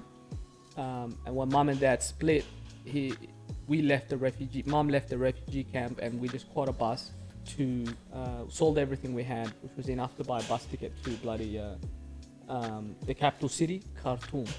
And so when we got to Khartoum, it was all it was just so hard for mum to try and go from this stay-at-home mum before dad left, and dad became an alcoholic and abusive, and that's why he left the family. So before dad left, she was just a stay-at-home mum, and she's looking after the kids, 6 kids, and he would do the providing. Since he was gone and we were in the capital city, she had to do the providing. We were living under Sharia law, so it wasn't easy for her being, Christian and a female and no husband and 6 kids and no roof over her head, no job, no money. So she had poverty was, wasn't obviously working in her favor. So all these situations just wasn't good for her to try and be a provider. Yeah. And so we fell on hard times, and the only thing we had was mum is always religious, so we went to church, and when the church closed, we slept outside the church. When we needed food, we begged, or we went through bins, or my mum would try to make tea and sell tea to strangers who are willing to go, oh, that's a nice tea, can I have tea? And she goes, yeah, you can heat it, the water, everything. And they're like, oh, how much do I owe you? And she'll be like, oh, whatever you have. And they'll give her. Yeah. And then she'll try to go to the market and sell as many teas as she can to try and get money to feed us. Right? Yeah. And my older brother, who at the time, man, would have been like bloody 8 or something, or 9. My mom would give him money to buy plastic, the plastic bags. Yeah. Or a packet of cigarettes, and he would take the packet of cigarettes and the plastic bags. He would go to the market and he would sell the cigarette individually to people. Right. And whatever money he makes, he'll give that to mum, and he'll use the next money to buy the next packet, the next plastic bags, and he'll go and he'll hustle. And this is under 10 years old, bro. That is a Yeah. whole different world, man. That is crazy. And then my job, my older sister job, was to look after myself and the siblings. Yeah. Right. So me and my older sister, we had to look after the siblings, and my mom was very we moved like a team. It's like, I'm gonna go to the market, I'm gonna try to sell tea and make some money so that we can eat. Amara, my older brother, you're gonna go and you're gonna sell cigarettes and all this stuff and bring back whatever money you have. Don't get attacked, don't get robbed. And if you see a kid with money and cigarettes and stuff, he gets chased, and people attack him, and he's a target. He's a target, and he's a young kid, but he has to go and hustle. There's no excuses. We would go look through bins, we would beg, and then we would all just come together, and mum would be like, okay, let's eat, let's do this. I had to keep my sisters safe, because obviously we were street kids, anything can happen. Yeah. People will try to kidnap you if you're not careful. So we had to do all of that, and we just kept pushing, man, And, after a couple of years on the streets and just trying to survive, people will start to go, hey, what the hell's going on? This kid's been here for a while. Like, someone helped them, and then they would help us to, there was a school called Abai, and it's like a boarding school, a government boarding school. Right. And they said to my mom, instead of your kids living on the streets like this, why don't you go and work full time? Don't worry about trying to look after these kids. We will look after them in the boarding school. The government will give us money, and then we will give them back to you when you're ready, and you can come visit whatever. Yeah. Mom's like, that's a sweet deal. So she gave us to the boarding school, and she went and looked for work and cleaning and stuff to make money, to save money. How old were you at this point? I would have still been under 10, because I came here when I was 11, and maybe I was 8, I would say. And we were in this school for about 6 months probably. So while we were in this school, they started abusing us, right? They would hit us, they would make us sleep outside. When they make you sleep outside, you get so scared, you pee, you wet the bed, right? If you wet the bed, you got a beating, and then they would make us pee in a bucket as a form of punishment and drink the pee. Serious? True story. Yeah. Fuck off. Really? No, 100%. 100%. Jesus. So we didn't really enjoy it, you know. We didn't enjoy I the can imagine punishment. you wouldn't have enjoyed that. Well, like, this is why I hate Corona, right? Yeah. But then I would be like, Just got back. we would complain to Talked mum. about coronavirus as well. We would complain to mum, you know. It would be like, Mum, this is happening, blah blah blah blah, and mum would not believe this, obviously. And then eventually she would just be like, are you guys serious? We're like, yeah, they're hitting us, they're making us sleep outside. They make you, like, I don't know how to explain it, but it's like you hold your ears, but your hands go under your legs. Yeah. And you have to hold your ears and stay like that until you're crying and sweating. And Well, it's like a punishment. yeah, and if you don't, you get whipped and stuff. If we're eating and we stick our index finger out like that to eat, you get whacked because you're supposed to, like, eat like that. Right, so it's teaching, or they were trying to teach you, like, manners and When it comes to eating, yes. There's a word for it. Etiquette? Etiquette, yeah. And so, like, the punishments were harsh, and we complained to mum, and mum put in a complaint. And because she put in the complaint that they were doing this to us, and the boarding school said she was banned from coming to visit us, so she couldn't see us. They wouldn't let her in, but she kept coming anyways. And so for a few months there, we had to hug her through the fence, you know. Like, I remember hugging my mum through the fence, and like, Mum, why don't you come in? And she's like, oh, I'll come in, but, you know, not now, next time. Mum's very strong, man, and she always was just the door in the front that took all the hits, you know, before it got to us. Yeah. And so she's like, oh, don't worry, you know, I'll come in, it's okay. And she'll be crying, and we'll hug her through the fence. It was like bars, you know. And then through a few complaints, mum fighting, meeting people and telling them her story and asking for help, because mum never had the opportunity to go to school, so she can't read, she can't write. But people who can would write on her behalf, you know, and they'd be like, this woman's got her kids there, she needs it back, well, she needs them back. You know, she's able to look after them, they're suffering this level of abuse in the hands of this boarding school, blah, blah, blah, blah. And they'll sign it, and they're people in position of power. And mum will take that to the government to try and get us back. So they weren't letting you guys out. Yeah, eventually she succeeded, and she got us back. And we were able to rent someone's veranda and live in their veranda, so we went on the street. Yeah. So they gave us back to her, and we lived in someone's veranda for God knows how long. Eventually that person gave us to live in the house. So we rented the house, lived in the house. And then from there, we just kept going back and forward with the immigration, I think the United Nations, back and forward. They're like, you failed the case. You know, so many times they told my mom she failed the case, but she's like, no way, we failed the case. You guys are selling our case. And she found out that our cases were being solved. And, you know, mum's got very good intuition. And so... Sorry, what do you mean by case? Like our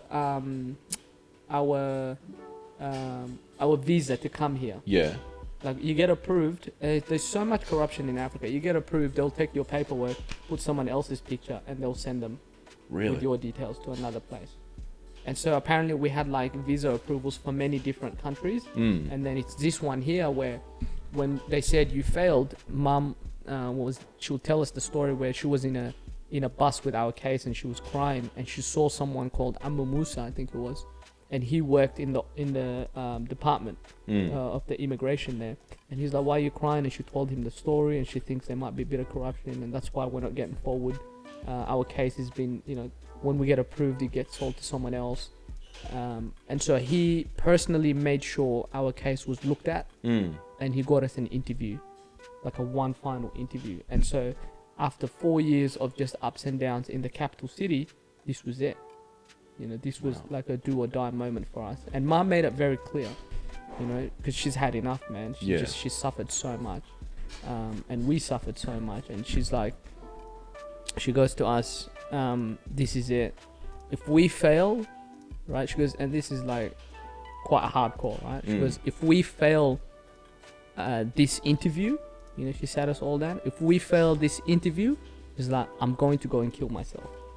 And we're like, what? We loved our mom. She's the only one that we had. She's like, I'm going to go kill myself if we fail this interview. So I need you guys, I don't know what you're going to do, but I need you to convince them that we're going through tough moments and that we need to leave. Otherwise, we're going to die here. God. Yeah. So she's like, I can't do it anymore. If you don't convince him, I'm going to kill myself. And we're like, oh shit, this is serious. Yeah. You know? And so we went to that interview and we're sitting there and we walk in and I remember it's this guy, white guy in a suit, black suit, white shirt, black tie. There's the translators next to him and we're sitting there quiet in our best behavior, obviously, you know? And mom is talking to the translator's talking to her, translator's talking to the guy, they're going back and forward. And then we see mom's like getting frustrated and mom starts crying, right? And the guy, the reason why is because he's telling her that, because the lady's translating in Arabic so we can hear her, and she's saying that we're going to send you to your country, Ethiopia, because Sudan is not our country, we're Ethiopian. So they're like, we'll send you to your country, we'll pay for everything. But you can get out of this country and go to your country, because if you're in your country, it's hard to be a refugee, you know? Yeah, yeah. And so my mom is like, no, we got nothing there. If you send us there, we're going to die there. Yeah. You know, please send us somewhere else, to the Western world, you know? And the guy was, he was not having it. And so mom started crying, you know, she just sat there and she just started crying. Now we know from our experiences of living on the streets and going through hard times with mom, obviously, like there is some sort of connection. We know when our mom is under stress and things are not going well and that we need to do something, right? So she started crying and instantly we're like, why are you crying? And we're crying with her, you know? We're like, why are you crying? Why are you crying? And then my brother, my older brother, Amara, he was crying as well, but he was talking to the translator, or he's talking to the guy, and he was translating. The lady is translating, and he goes to the guy, look, this is what I do to make a living, you know, to help my mom. I go to the markets and I sell cigarettes and this. And last time my mom was sick, I went to sell tea on her behalf, and I got attacked, and he had like this scar, or he got hit with a brick. A group of people tried to attack him because he had a fight with someone in their group who was trying to take his money or something. And so he showed him the scar and he told him how we were living and that we were dying and that we needed to get out of here. He was pleading with the guy, you know, and my brother, like I said, is young as well. So he was pleading, and then the guy, you know, the translator started crying, the guy started crying, and then they just approved. Oh my God. Approved our... That fucking gives me goosebumps. That is wow. Stamped our visa to come to Australia. And yeah, my older brother saved us, you know, because if he hadn't said anything, all of us were just crying. But he found the courage to speak up. So he's like the father in the family. Yeah. Yeah. And how much older is he? I think he's like 2 years older than me. Yeah. Okay. Yeah. What does he do with himself? He's a registered nurse now. Yeah. Right. Yeah. So he looks after all people. Yeah. Right. Good on him, man. Dude, that I didn't know. I didn't know that. This is all brand new information. That's how we came, man. Wow. That's how we ended up here. Yeah.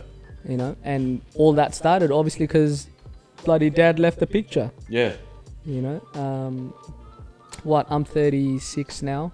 The last time I saw my dad, again, I would never forget it. And I think this is why comedy is great, because it's a form of therapy. You know, you're talking about what happened. And then you feel a little bit better every time you share the experience. Yeah. I read a lot as well around psychology and stuff, so that sort of breaks down my experiences from a researched base. You know? Yeah. Like the last time I saw my dad, it was maybe like 3 a.m. in the morning, 2 a.m. in the morning. It was early morning. He came home and he was drunk and we were all asleep, and we hear the door, because dad used to hit mum, right? So this was very normal where we were in our household. Dad would just hit her.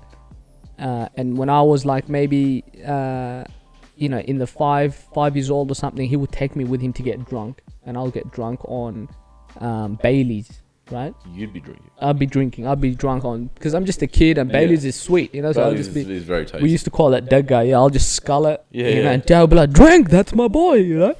And so I'll just get plastered, but I don't know what's going on. I'll come home and I'm just urinating everywhere and I'm crying. Mom's like, my baby, you know. Holy shit. And he'd be like, he's a man, leave him alone. And he would give me a knife. He'd be like, go chase your mum, she's not listening. And I'll chase mum around the house with a knife.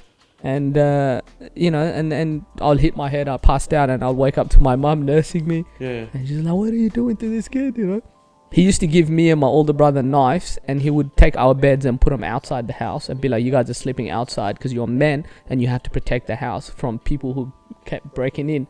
And we were like under 10 years old, so we're like, oh, okay. What are we gonna? So we're just like outside with our knife on our hand under the pillow. Yeah. And I'm like, are you asleep, bro? He's like, no, man. Like, yeah, we're not going to sleep, are we? So moments like that with Dad. So the last time we saw him, I just gave you that bit of breakdown so you understand what type of person he was, Yeah. And for him, for that to be the norm in his world, it only tells you how messed up his upbringing was. Yeah. Because he's from like the war. He was in the war, like a civil war. So I don't know a whole lot about the wars in Yeah. that region. So what was that one that your dad was part of? I would say it was the Eritrea and Ethiopia war, Yeah. and there was like where he was at in Tigray. That's in the middle. Eritrea, in the middle of Eritrea and Ethiopia. So whatever war Ethiopia and Eritrea was having, Dad was right there with his hometown. Shit. And then there was a war against, like, all these factions got together to fight the Derg, they call it, the government that was of Ethiopia at the time, but Yeah. it was corrupt. And Dad was in that war fighting against the main government as well. Right, So he comes from places of just constant war, constant struggle. Yeah. So to him, it's the norm, And so him making us sleep outside with a knife and all that in his head is like, it's just a walk in the park. Yeah. But and Mum's like, my babies. And rightly so. Like the Simpsons, will someone There's think of somebody their thinking children? of the children. Oh god, sorry. I'm just make sure this is Yeah. this is all good still. So yeah, the last time I saw him, he comes home and it's he comes home and it's probably, like I said, 2-3 a.m. in the morning, and he's plastered, he's drunk, right? And he comes home and he's like kicking the door, got a big sword, he's pissed off, he's blaming Mum for ruining his life, he's blaming us for ruining his life. And Mum's running around because he's trying to hit her with the sword, and she's pregnant with my younger brother, and she's screaming. We wake up and he's like, go back to bed, and we're like, ah. We play dead, Again, my older brother falls off the bed on purpose, crawls out, goes and runs to the neighbors, alerts the neighbors of what Dad is doing, right? Because Dad's on the verge of trying to kill Mum, right? The cops kick that door down, they grab him, they put him on the floor, they got the guns out on him, we're all around Mum, and they're like, who's this guy, right? And Mum's like, oh, he's their dad. And they go, what, do you want him? What is he doing? She's like, no, he's hurting us, we don't want him. Bro, they got his ID, they check, Dad's just there going, screaming stuff. And we're just around Mum, and they take him. We never saw him again. Really? I never saw my dad again after that moment. Couldn't get in contact, nothing? There's no such thing. We were in the refugee camp when that happened. I'm like, Mum, where's Dad? Like, I don't know, he's dead. He went to the war. Yeah. I'm like, okay. And that was it? That was it. I was like, I guess Dad died at the war. Yeah. And then we just went on with our life. Then we come here, and we've got this beautiful life here. Mum decides after like 30 years of leaving Ethiopia that she wants to go back home and try to find her family, because we don't have any uncles or aunties or nothing. It's just us, 6 of us, and my mum. That's it. Yeah. And then no, your battery's low. I'm just gonna change. Yeah, go for it. Yeah. Okay. So. Yeah. So after 30 years, Mum went back to Ethiopia to try and find her relatives, and she found that Dad was alive and he was in Ethiopia and he had his own new family. And she found her brothers, like half brothers. She found one full brother that she had. Her dad had passed away when she got back, so she didn't catch her dad. But she was just taken back. She came back and she told us, and we were like, what? She's like, yeah, you have a lot of uncles and aunties and nephews and nieces, and I'm trying to work out now as an adult how many people are related to me by DNA. Yeah. And I've gone from literally me and my siblings and my mom to over 100 people. Really? Yep. The family tree is a family forest at this point. I was just like, Yeah, it felt better and easier when I just had to worry about these 6 It people. was just, 6 people. Now there's over Wow. 100 and they're all in Ethiopia, and I'm like, holy smokes! Like one day I'll go back and connect, you know. Yeah. And I would love to, I guess, have that sit down with Dad and. I was gonna say, would Yeah. you connect with your dad again? Yeah, definitely. I think it's my final healing moment is connecting with my dad, and not just so we can throw the frisbee at the park and run into the sunset together again, father and son, but Yeah. just to see him, hear him, say hello, and just talk about what happened, you know, and yeah, Get some closure. get some closure. And I think that's my final healing, and so I'm looking forward to it. I just hope, because my dad's apparently is in his 70s, so I just hope I can make it in time to get Yeah. back to Ethiopia before he passes. Yeah. Yeah. Man, that is an amazing story. That is, experiences like that, I feel like would have shaped you so much to be the person you are now. Yeah, 100%. Your view of life would be just so unique and just 100%. build an incredible resilience. Yeah, I think everyone in my family, we're very resilient. We've all the challenges we faced here. They're a piece of piss. It's just very easy, you know. Still, we struggle, but then when we're like, we can't do this, it's too much. We're like, oh yeah, remember we used to be refugees. Yeah. You've always got that baseline. Yeah, to like, compare to. we used to live on the streets. Yeah. Oh, we've got a house. I mean, no one's gonna attack us in the middle of the night, like without us knowing. Oh, okay. We've got an alarm where we just walk in, beep beep beep, alarm set. Instead of sleeping on the streets and mum has to tie ropes to us so people don't take us. Did that happen? Yeah. Really? Yeah. That's a serious risk. Yeah, so we used to live outside a church when we were homeless, and at night people will try to kidnap my sister, my twin sister and my older sister. And so then what happened is mum would get a rope and she will tie 3 kids this way and 3 kids that way, and she can't stay awake all night, so she'll fall asleep. And then when someone tries to take us at night, this rope was like our security, and she'd wake up, because we'll all wake up and we all have to attack. Yeah. That's what mum taught us, right? So we stick together. That's how we survived it, you know. And she did well. And there was a time where, you know, I'll tell you this one story, which another one where it blows my mind. Only because you look back now and you go, what? That was our life? Yeah. I'm having a beer with my mate at the pub now, and then I'm like, yeah, that was my life back then. That's hectic, you know. Yeah. So there was the army used to come in with a truck, and they used to kidnap kids from the streets. Like, they mainly target vulnerable kids, right? So me and my brother are playing outside, and I'm not saying this is like, it could be the main Sudan army, I don't know. It was a big lorry, like a truck, and there was soldiers on there. And we just assumed they took kids to the war, trained them and sent them, because there used to be war between North and South Sudan, right? So I assumed that's where my dad went. That's where they take the kids, child soldiers, they send them there. So this lorry came, and me and my brother, my older brother, were playing outside on the street. I saw it and I said, run, the truck is here. So we both run, we both hide, and we both hide. The truck comes, goes away. I come out. My brother's nowhere to be seen. And so I'm like looking for him. He's nowhere to be seen, my older brother. So I panic. I'm like, they took him. So I run home. I tell my mom, yo, they took Amara, right? I don't know where he is.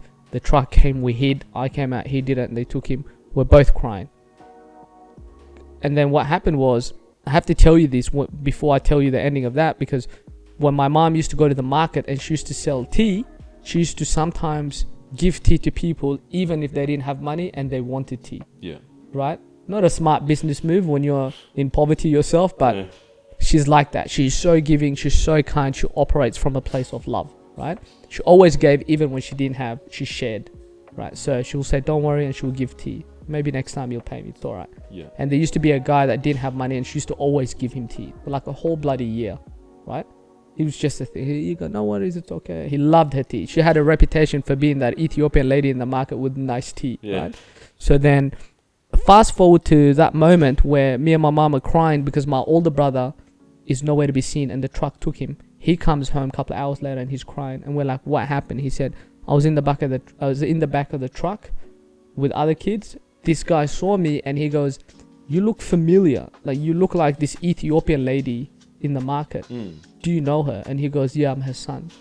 And then he goes, okay, stop the car. Let this kid go home. He sent him back to his mum, right? Then my mom is happy, and we're all rejoicing. You know, she's in the market. She finds out the person that actually sent him home was the guy that she used to give tea to for like a whole bloody year or two. Oh my God. Right? She never knew that guy was going to go away and join the army and be in a position to send her son back to her. But she gave without expecting anything in return. She gave just because she could. She shared, you know. And it's true. What goes around comes around. And this is a classic case of, without her doing anything, this guy returned her son back to her. And that's doing something, without the expectation of return, but it's just you put that out, and you know you will reap rewards at some point. Something good's going to come back to you. 100%. In our family, every single one of us gives. Even like we would give the shirt off our back to someone if we feel they need it, and we will take on whatever cold is happening. Right? Yeah. Like my mom, even now. I'll give it to you, man. I'll take it off now. Any excuse to show abs. No, I don't have abs. The ladies watching, you're just gonna, you know. I don't have abs. I got one. But we learned that from her. She's very loving, very caring, and people have always gone above and beyond to help mom, and that's how we ended up here as well. Yeah. You know, but it's not easy to see why people want to help her, because she's just a very loving person, and she taught that to all her children. Yeah. Man, that is unbelievable. Speaking on how loving and giving my mum is, right? She sent me here because I said, Mum, I'm going to go see my buddy Adrian. We're going to do a show together. And I'm going to wear this because it's Ethiopian Christmas. And she said, why don't you also take food for him? Yes. I said, Ethiopian food? Ethiopian alcohol that she made as well. She made it? Yes. Oh, wow. She's like, back in Sudan, I used to also make a little bit of alcohol and sell it to get money to look after you. And I said, okay. So she said, when you go sit with Adrian, test the alcohol as well. So she set it up nicely. You want me to go grab it? Absolutely. Yes, let's do it. So I always like to ask the guests to bring something of some significance. And I'm excited to see this. Adam brought Turkish/Croatian coffee, which he made. It was very nice, but this is going to be very unique. This looks amazing. All right. We've already washed our hands, so it's very customary to wash your hand in Ethiopian culture before you eat. Yeah. We don't use forks, we don't use knives, okay? So it's packed away. This is the Ethiopian alcohol, okay? It's like soy sauce. No, it's not. It's alcohol. So imagine if I made you drink soy sauce. Yeah. It's really salty, Joe. So this is called Edge, and say it again. Edge. Yeah. Hey, there we go. So Edge is made with a lot of honey. Yeah. This one is sweet, so you like this one. I like this one. I don't really like this one here. Yeah. This one is called Suwa. Suwa? Yeah. Suwa is a bit like... Looks like it came from a sewer. Yeah. And it's a bit like yucky tasting, but they drink that as well. I'll place this one here. Okay. Yeah. This is exciting. Yeah, and I'll place... That looks like Guinness. It does, eh? Yeah. It bloody tastes like it too, man. Is that a kind of beer? Yes. Yeah. Honestly, it tastes like Guinness. Okay. Yeah, but it's homemade. I'm nervous. And we call it Suwa. So my mom, I don't know why she gave us 3. Yeah. I think maybe she thought wifey was going to be here. Oh, right, but she gave us 2 cups as well, so I'll put the cups there. Right. Oh, this is awesome. Yeah. You tell me, has any guest come here and fed you their traditional dish? Absolutely not. Not, alright? So no one's going to beat this one. And this is traditional Ethiopian food. It's called injera. I'll show you. Man, I did Ethiopian cooking on the stream once, and it was one of the best things I ever had. Oh, really? I can't remember the name of it. It was a type of chicken. I think it could have been called Dora what? Yeah, that's what I have here now. Oh, really? Yeah. Hey, I can see. So I got Dora what? Can you smell it? Yes. Yeah. Dude, it was one of the best things. And I made this like butter as well. This with I strained it and everything and put all these like spices in there. I can't remember what that was called, but we still got it. We put it on bread. It's unbelievable. Like herb butter. This is compliment of my mum. Oh, wow. She doesn't even know you. This is what she oh man, I love your mum. She wanted me to give you this. This is unbelievable. This usually takes years and years of hanging out with her. To earn this, but wow, your white privilege kicked in. Oh, thank you. Yeah. What can I say? Dude, that smells so good. Yeah, it's amazing. Okay, so that's what it looks like. I don't know if they can see it on this camera. Is we can show it on this camera here at least. Yeah.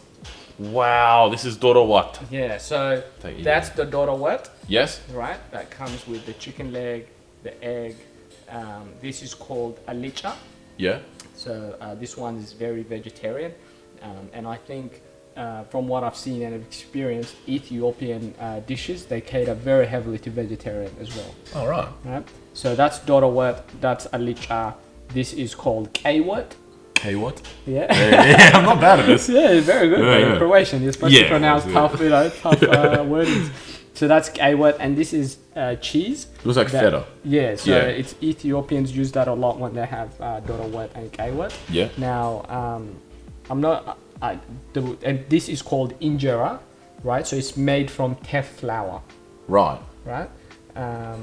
Mum makes this. I just request it. Yeah. Right, so I'm not gonna go through the process of how it's made. We can if you want. No, but that's we will fine. need you to get your phone and Google what it's the process of making The it. sauce, the richness, man. Yeah, can you smell it? I as can well, smell it. Now, when I eat, because it's a little bit spicy, I'll get sweaty, and other Ethiopians laugh at me for sweating. Oh, really? Is that They're like a like- sign of weakness if you Yeah, sweat? yeah, you're weak and you're white. That's why you're sweating. But yeah, I sweat when I smell or eat chili, but I love it. And yeah, so have you eaten this before? You said. Well, I made the dorowet before, but it looked a bit different. It wasn't as rich. Obviously, it wasn't as good. Oh but, yeah, because this is made by bloody this is- 60-year-old Ethiopian lady. Yeah, you know what I mean? she knows. Not by Adrian. Not from by Korea. random Aussie dude. Yeah, and I loved it. Like I said, it was really good. But Yeah. this looks sensational. Wow. Yeah, so I guess dig in. And, Okay. have Well, you how ever do you- eaten with your hand before? Oh, really? No. We've washed our hands already. They so are let clean, people yeah, know, yeah. So I'll go first then. Okay. I'll take. So you'll cut it like. So you take a big chunk. Yeah.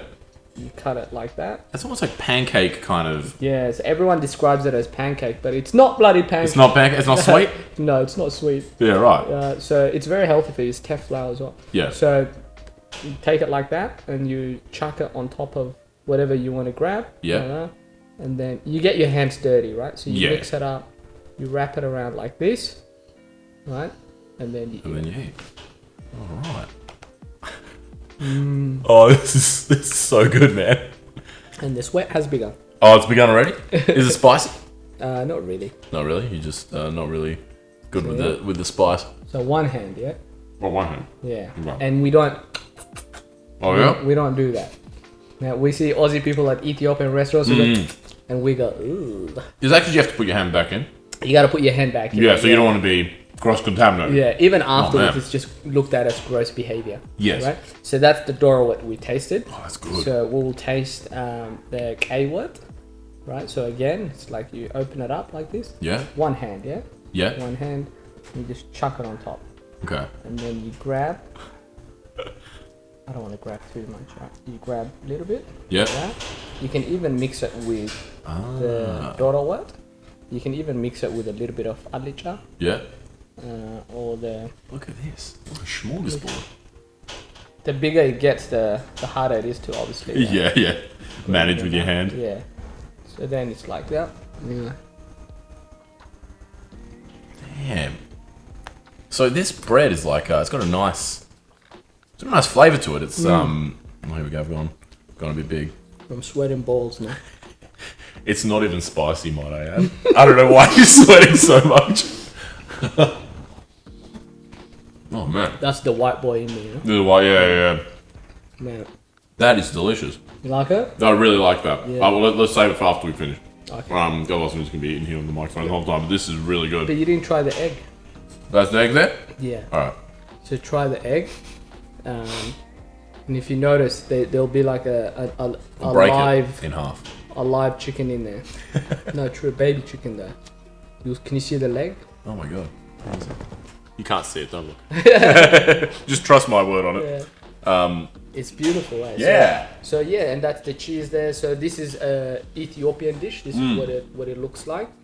And yeah, the dorowet is My like pleasure. it takes. Yeah, the dorowet takes hours to make. And then It took me a long time, but I thought it was tastes fun still. amazing. Yeah, it's So so I'll put this down and we'll get straight into the alcohol. Get into the drinks, eh? Alright. Man, that was so good. Thank you so much. That's all right, brother. Thank you to the mum. Oh no, I just did it. I did it as well. You did it as well. You're following what I did. There's no excuse for you doing Damn it. it, I've lost my Ethiopian card. That's it. Revoke his card. That's it. Wow. Tissues. I'm sweating as well. Yeah. I've got like baby wipes there. I don't know, but yeah, they'll be all soapy so you can't put them in your head. Can't what? No, it's like. Can I clean my hands? You with could. it? Yes, definitely. I'll get Actually, yeah. If you could bring some. Yeah. Man, that's good. Yeah. So that's The name of Joe's show is the original show was Ethiopian and Not Hungry. Was that the very first one? Yeah. Yeah, which is such a good name for a show. Thank you very much. What are some maybe not stereotypes, but like, what do you think people don't understand about Ethiopia? Like, how is it actually? Ethiopia is it's firstly one thing they're very proud of, or we're very proud of, is the fact that it was never colonized by anyone. Right? Yeah, right. So Ethiopia and I think one other country in Africa are the only countries to have not been colonized. Wow. Where every other country has been colonized, right? So we had Mussolini from Italy tried to colonize Ethiopia, and he occupied Ethiopia for a period of 5 years, and then we ended up winning the war and getting them out. Nice. Right? So Ethiopia was never colonized. That's one thing that we're very proud of. And the other one is it's the birthplace of coffee. Oh, Yeah. yeah. So coffee originates from Ethiopia, Whoa. right? Mate, thank you. So we got Ethiopian coffee. We got the fact that we were never colonized. And then one thing everyone knows about us is that we're very good runners, long distance runners. Yes. Yeah. Yeah, this used to be a thing in like primary school where my brother would always be the first when we do cross country, and my sister would be the first in the females, and then I'd be like second or third, right? Yeah. But we never knew, because we never trained, we never knew why we were so good at it. And then teachers and stuff will be like, yeah, it's because it's in your DNA. You're Ethiopians, you know? Just great And runners. we're just like, yeah, okay, whatever. We came from Sudan to here, so we didn't understand that stereotype. As we got older, we're like, oh, okay, That's that makes it. sense. Yeah. So running is one of them. But also, just we have a place in Ethiopia. We're very religious. We have a place there, a church called Lalibela. Yeah. And that's like thousands of years old. It's carved out of the mountain. Ooh. So when people go to Ethiopia, Lalibela is a place where they go to see, where this church is, and how old it is, and there's a lot of things inside it there that would just blow your mind. And they say that the Ark of the Covenant, right, was actually the last known place for it is Ethiopia. Really? Yeah. What exactly is the Ark of the Covenant? I've heard that before. The Ark of the Covenant, I think it's where the 10 Commandments were put in and it was taken. Right. I don't know. I'm not an expert in that biblical field. scholar. But Jimmy would know. Huh? Jimmy would know. Jimmy would know. Yeah, that man knows the Bible. He was the last person on the podcast. Oh, I am listening to that story between you and him, and he did say that he researched it for 8 years or something. 8 years, 1 hour every night he researched. So he'd be at he reckons he missed 2 or 3 nights in 8 years. And so every night, if he was at a friend's house for dinner, he would have to excuse himself, be like, sorry guys, I need to go study. And he'd go into the study and for 1 hour do study. And so he did that for 8 years and wrote a book about it. Where is this book? It's called Defending My God-Given Right to Not Be a Christian or something. But it's weird because he's not an atheist. But yeah, have a watch of the full thing. He's got really interesting views on it. Yeah, I was talking to him once about it, and we were both talking about how the power of prayer is quite powerful. Anyway, so this is Edge. This takes a couple of days to brew as well. Mum does an amazing job making it. I'm not doing it justice. I would love to look it up on Google to understand how it's made and all that, but if it smells good, it does. Honey, very honey kind of smell. Yeah, so this is my favorite. We should have probably saved this one for after the soy sauce. Disgusting one. My dad used to drink that. Oh yeah, the suwa. Are these like beer? Are these the strength of beer? How strong are these? They're not very strong. No. Yeah, they're probably a little bit less than the strength of beer. Right. Yeah. Cheers, brother. There you go. Oh yeah. Yeah, I like that. Pretty good. Yeah, it is good. Have you had mead before? Mead? Mead. Yeah. Yeah. So it's like a liqueur made of honey. That's what this tastes like, but obviously it's like it's more liquidy. It's a beer. Yeah, they use a lot of honey nice. on this. So how do you go about making something like this? I would have to Google it to explain it to you, because I don't want to be doing it injustice, you know. Yeah. But like I said, like mum did a beautiful job in keeping us in touch with our culture, you know, by living it herself. Because we come here, you know, at a young age where we didn't appreciate what it means to have a culture. You know what I mean? Like we're just like, oh yeah, we just want to blend into our environment, assimilate, and just, you know, we just want to be like every other Australian that we see. But it's like, no, like the beauty of this country is everyone's differences coming together as one. You know, everyone bringing something different from their culture, from their upbringing, whatever. And you know, we merge it into one. That's the beauty of what makes Australia. That's the flavor, you know. That's the icing on the cake of Australia, right? Yeah. So when we came here, because we were young, we just like, nah, we want to be Aussie, all right? Leave us alone. We don't care about Ethiopia or Africa or that. We want to live a good life here, you know? And mum always just made sure that she was very Ethiopian, you know? But that's who she is anyways. But she would always dress in traditional Ethiopian attire. Very colourful? Very colourful. How come, what is with the sort of fashion of African clothing is real bright? Yeah, why is that? A lot of the colours resemble their flag as well, man. Oh, yeah? What does the Ethiopian flag look like? It's green, yellow, and red. Yeah, okay. Like lines. Yeah. It's like the rainbow colour. So a lot of my mom's clothing are that. Yeah.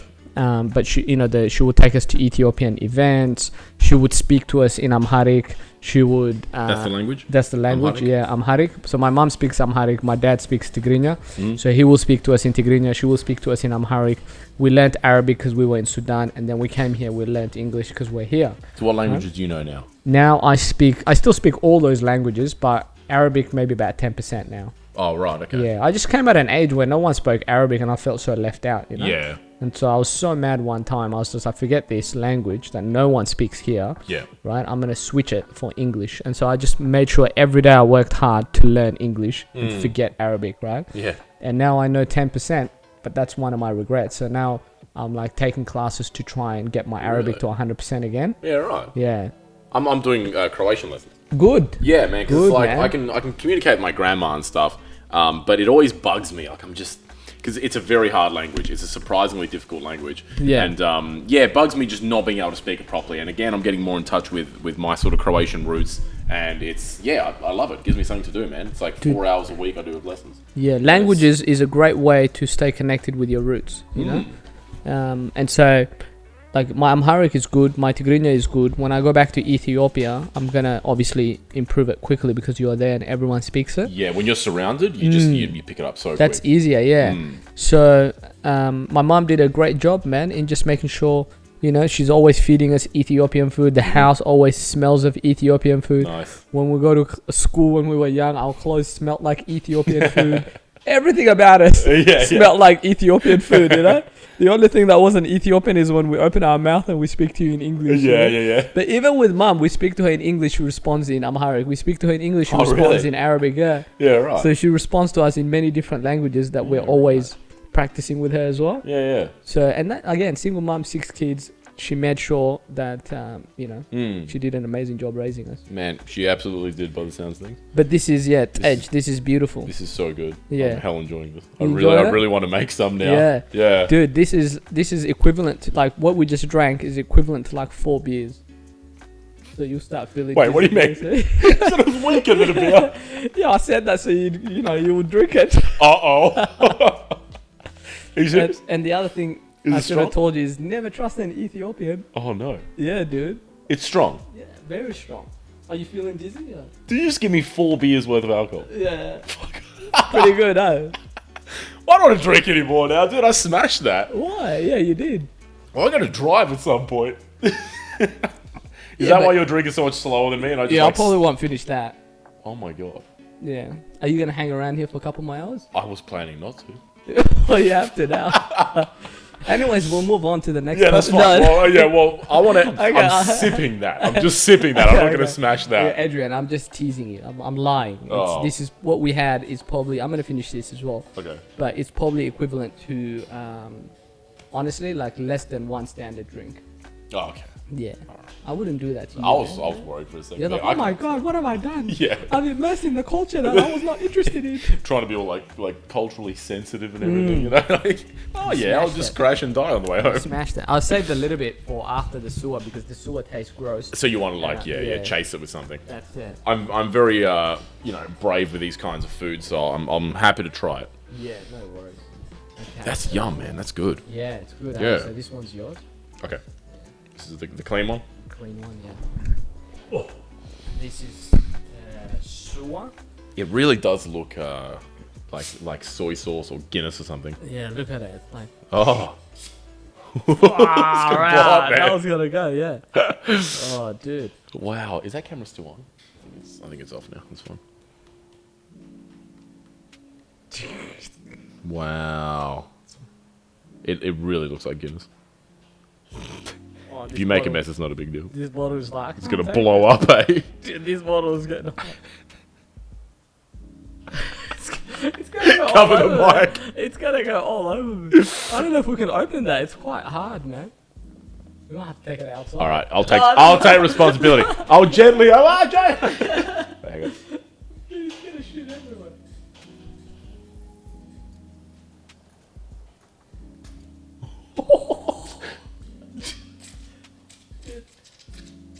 That is gonna go everywhere, dude. You can't open it. Dude, what is this, man? It's so like dark. You can't open it here. Motherfucker. Oh. We're gonna. Okay, we got. There's no way you'll be able to open it here. Look Okay. how hard that bottle is. Do you show the camera your head? Yeah. Oh yeah, man. Look at. You're gonna drink chocolate. that. Look at this. Drink this, Oh, mate. dude. This is like. It looks like. Oh. Dude, I don't know how we're gonna do this. Yeah, I don't think you can open I might open that it outside. and just. Yeah. Yeah, It's gonna. Hold it for a second. that's hectic, eh? I didn't think it would be this bad. Yeah. So is it like really carbonated? Is that what it is? Yeah. I don't want to touch my pants, man. I'm gonna get them all dark. Okay. This is the first on the podcast. You can see what's behind the screen. Alright, here we go, ready? No, don't face it to me. Oh, it's like a what? sludge, man. Look at that. Oh, look at that. What? Oh. Looks like black coffee. Dude, bring it close. Look at that. It's just dripping everywhere. Still going. It's still going. You're gonna need a whole box of baby wipes for that hand. Yeah. Oh, buddy. Holy shit. Okay, I think that's good. Could you pass us the baby wipe? You sure you don't want to go wash your head? Yeah, well, actually, you know what? Watch the whole thing. This is a great episode, by the way. Yeah. So this is called sewer. Yeah. Alright, let's close this. Okay. Okay. Did it go all over you? Yes. No, oh my, that's all just water now. Okay, good. Okay, we're good. It's pretty good. That's got an interesting smell. Yeah? Yeah. Yeah, it does too. Very Guinnessy. Yeah, I told you, it smells like Guinness. Guinness, some coffee. It's a mixture of everything. Now, I'm not going to drink heaps. Look how potent it is. You can't say no when you're drinking with Ethiopians. You gotta if they give you, it's in our culture, if you get something, It'd be rude to you have to say just no. drink it. That is a weird smelling drink, eh? Now, is this stronger than the other thing? Of course not. Would I ever like to? Yeah, I don't trust you at all anymore, bro. This is like pure alcohol. Fuck, you remove nail polish with this. You just don't dip your fingers in. It's like 2 minutes later. Yeah. During the sleep. Joe, I fucking love you, man. All right. I'm glad that you're having some as well. That makes me feel a bit of more course, confident. man. Of course. It Yeah. would be crazy for me not to have some with you. Okay. Cheers, big ears. Cheers, big ears.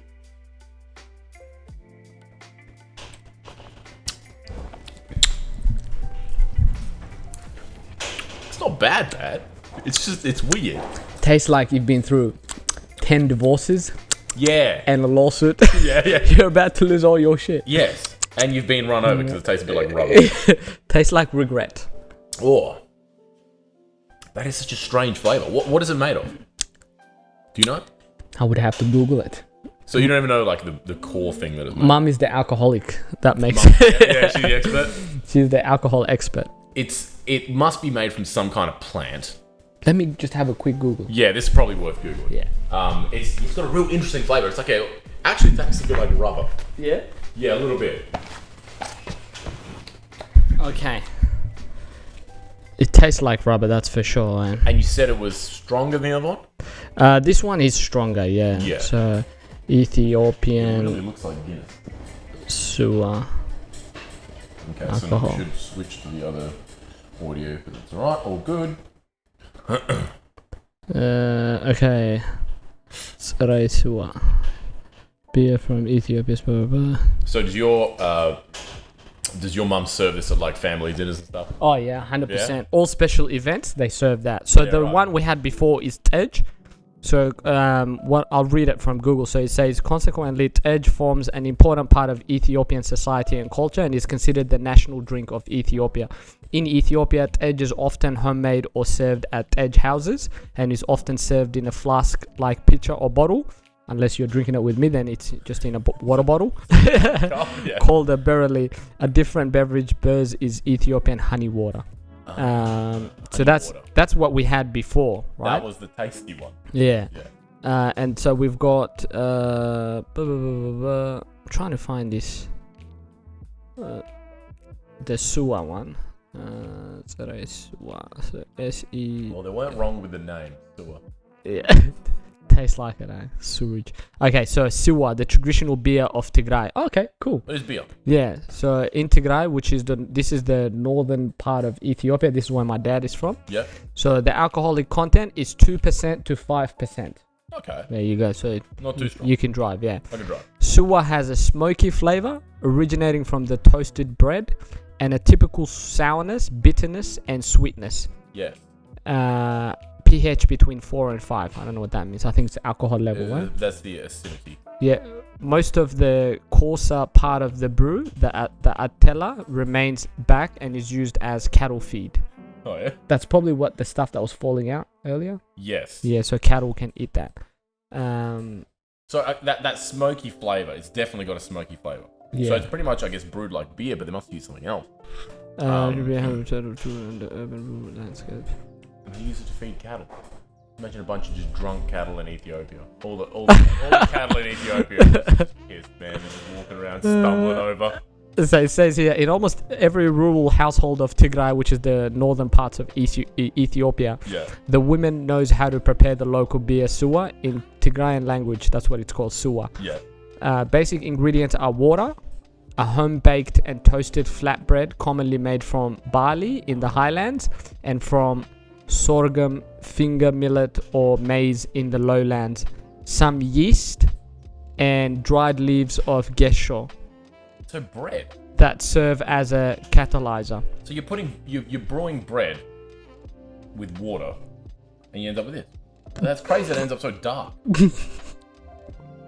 The brew is allowed to ferment for a few days, after which it is served.